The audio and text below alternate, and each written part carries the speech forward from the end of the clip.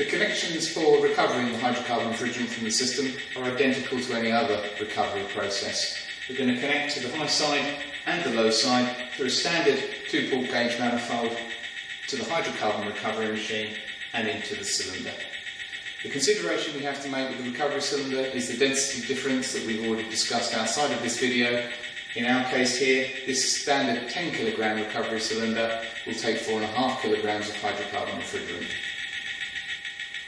The CareSaver hydrocarbon recovery machine doesn't have an on-off switch. It is powered directly from the 13 amp socket, and we must ensure that that extension cable is switched remotely outside the 3 metre working zone.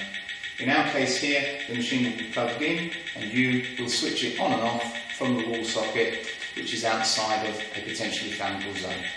When you come to connect the equipment, please note that the recovery machine already has some residual hydrocarbon vapour in it, so it doesn't need purging.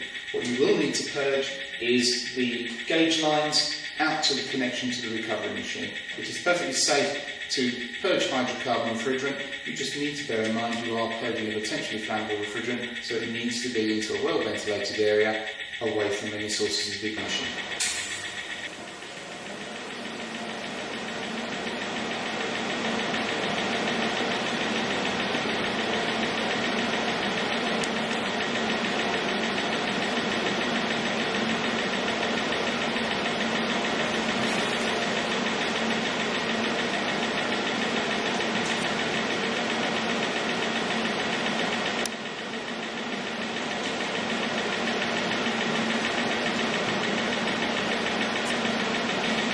When the CareSaver has gone into low pressure mode and has run the system into a vacuum for approximately 5 minutes, we need to stop the recovery machine, isolate the gauge lines and backfill the system from its vacuum up to a slight positive pressure of about 0.1 of a bar with oxygen-free nitrogen.